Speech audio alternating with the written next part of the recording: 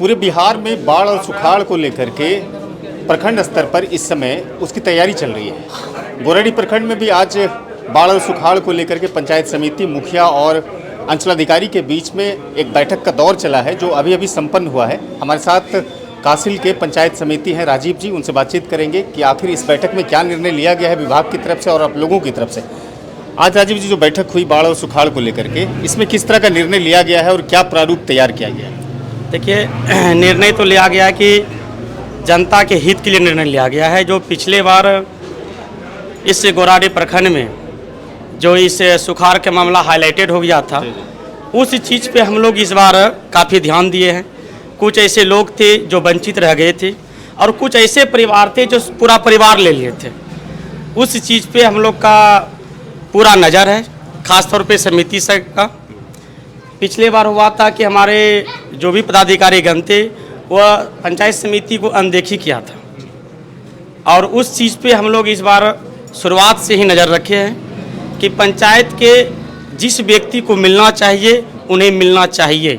अच्छा, इस बैठक से राजीव जी क्या लगा कि विभाग के साथ साथ जो मुखिया का पिछले बार आप लोगों में क्लैश रहा था और जो तत्कालीन सीओ थे यहाँ पर, उनके बीच क्लैश रहा था, इस बैठक से ये स्पष्ट हो रही है कि इस बार मुखिया का सहयोग और विभाग के अंचलाधिकारी का सहयोग मिल रहा है?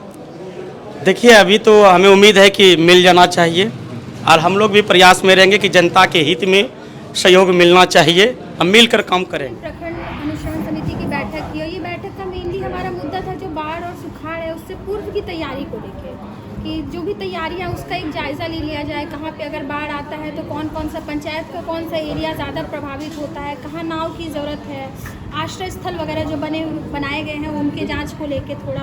और उसके अलावा हम लोगों ने सुखाड़ पे भी आज बात करी है कि जो सुखाड़ पे भूमि संपूर्ति पोर्टल पे जो लिस्ट है उसको लेके भी, ताकि सभी जितने भी माननीय मुखिया उपस्थित हुए, माननीय प्रमुख महोदया की अध्यक्षता में ये बैठक हुई है, तो जितने भी पंचायत समिति के आए हुए थे, माननीय मुखिया लोग आए हुए थे और जो भी जनप्रतिनिधि आज आए हुए थे, उन लोग सभी को से रिक्वेस्ट किया गया है कि वो लोग जो अपने लेवल पे पंचायत अनुश्रवण समिति की बैठक कंडक्ट करवा लें, उसमें भी ये जो सूची है इसको पारित करवा के, ताकि ये हमारा मेन उद्देश्य यही है कि जो भी बाढ़ और सुखाड़ आने वाला है उसको लेकर हम लोग पहले से सजग रहे, जागरूक रहे, ताकि जो भी लाभुक या फिर जो लोग भी अफेक्टेड होते हैं उनको कम से कम नुकसान हो और फ़ायदा ज़्यादा से ज़्यादा। और धन्यवाद है जो कि हमारे वर्तमान अभी सीओ साहब आए हुए हैं, उनके नेतृत्व में बैठक हुआ, और हमारे चंदा कुमारी जो अभी सीओ है वर्तमान में, जो प्रभार में हैं, तो उनके नेतृत्व में भी बैठक हुआ और आपस में मिलने का भी एक सौभाग्य हमको लोगों को हुआ।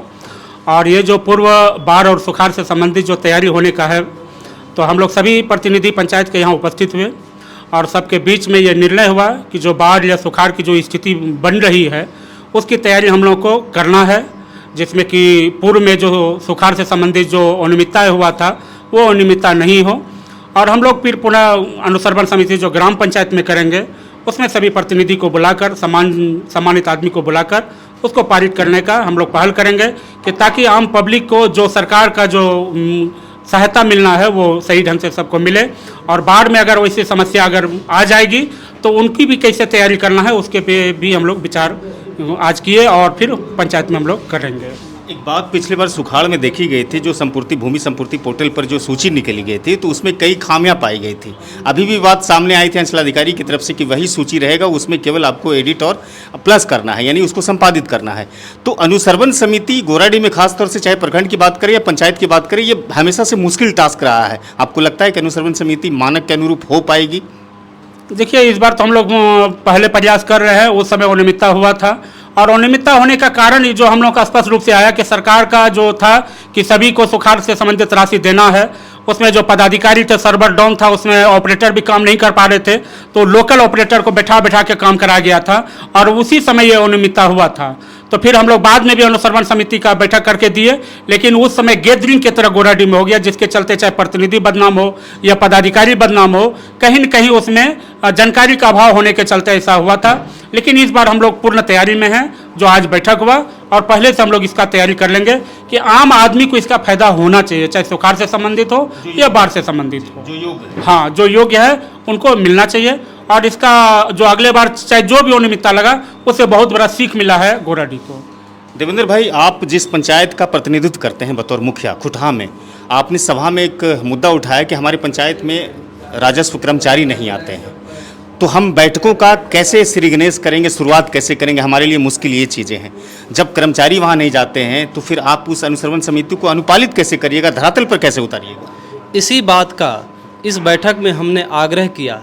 नए सीओ साहब भी आए हुए हैं, उनसे काफ़ी उम्मीदें हैं हमारी जनता को, हमें भी, कि आने वाले दिनों में वो इन कार्यों का निष्पादन करेंगे और सभी राजस्व कर्मी जो पंचायत के प्रति उत्तरदायित्व हैं वो पंचायत में जाके बैठेंगे और उस जनता का काम करेंगे। निश्चय ही आने वाले समय में पंचायत अनुश्रवण समिति की बैठक होगी और अच्छे तरीके से हो पाएगी और काम सफल होगा। देखिए, बाढ़ सुखाड़ की जो तैयारी हो रहा है, किसी पंचायत में ऐसा ज़्यादा खामियां था, कुछ जनप्रतिनिधि में भी सामंजस्य नहीं था और कुछ पदाधिकारी जल्दीबाजी में बैठक की घोषणा जो हुआ तो प्रखंड में बैठक शुरुआत में नहीं लिया गया, अंचल की बैठक होना चाहिए था। तो जैसे तैसे हुआ और सच बात है, उमाशंकर जी जो बोले, ऑपरेटर नया लड़का जहाँ तक आया तो उन लोगों के द्वारा कुछ खामियां प्रस्तुत किया गया, उसी सब के चलते दिक्कतें हुई। लेकिन इस बार हम लोग बिल्कुल मुस्तैदी के साथ हैं। जो पंचायत समिति मुखिया के साथ समन्वय नहीं है, हम लोग सभी मिलकर उसको समन्वय का काम करवाएंगे और सही सूची तैयार कराएंगे। इसमें कोई दिक्कत लोगों को नहीं होगी। क्या मुखिया और समिति एक साथ बैठेंगे अनुश्रवण में? बिल्कुल बैठेंगे। जो पंचायत में डिस्टर्ब होगा हम लोग आगे बढ़ के उनको बैठाएंगे। अच्छा, ये शिकायतें क्यों आती है कि जो सही माने में लाभुक है उसको न मिल करके किसी दूसरे को मिल जाती है? बताए तो जो ऑपरेटर लोग था उसके चलते इतना ज़्यादा हुआ। ये शिकायतें अब देखने को नहीं मिलेगा। दूसरा बात है क्या, हमने मीटिंग में बात को जो रखा, सारत और उस्तु 2 पंचायत 3 नदी से प्रभावित है, चांदन, कोल्हवा और कोकरा, और तीनों नदी का तटबंध जगह जगह टूटा हुआ है। अगर बारिश बड़ी ज़ोर से हुई तो ऑटोमेटिक नदी की धारा तेज बह जाएगा जैसे तैसे, और हज़ारों एकड़ ज़मीन बर्बाद कर देगा, गांव घर बर्बाद कर देगा। इसलिए अभी मीटिंग में लिखवाया है और इसको जितना जल्दी हो लघु सिंचाई विभाग से या जिनसे हो त्वरित मरम्मत होना चाहिए। अगर मरम्मत नहीं होता है तो खामियाजा हम लोगों को, किसान को भुगतना पड़ जाएगा। लैलक ममलखा जो रेलवे लाइन पुल है ये बहुत बड़ा है और गंगा नदी की पानी उसी होकर हमारे गोराडी तक आती है। इसलिए सुखाड़ रहने पर भी यहाँ का कुछ भाग बाढ़ से ग्रसित हो जाता है और कुछ भाग सूखा रह जाता है। तो यही वजह है यहाँ के सुखाड़ और बाढ़ पीड़ित दोनों का सामना जो है किसान भाइयों को झेलना पड़ता है। प्रतिक्रिया थे तमाम मुखिया का जो गोराडी प्रखंड के अलग अलग पंचायतों का प्रतिनिधित्व करते हैं।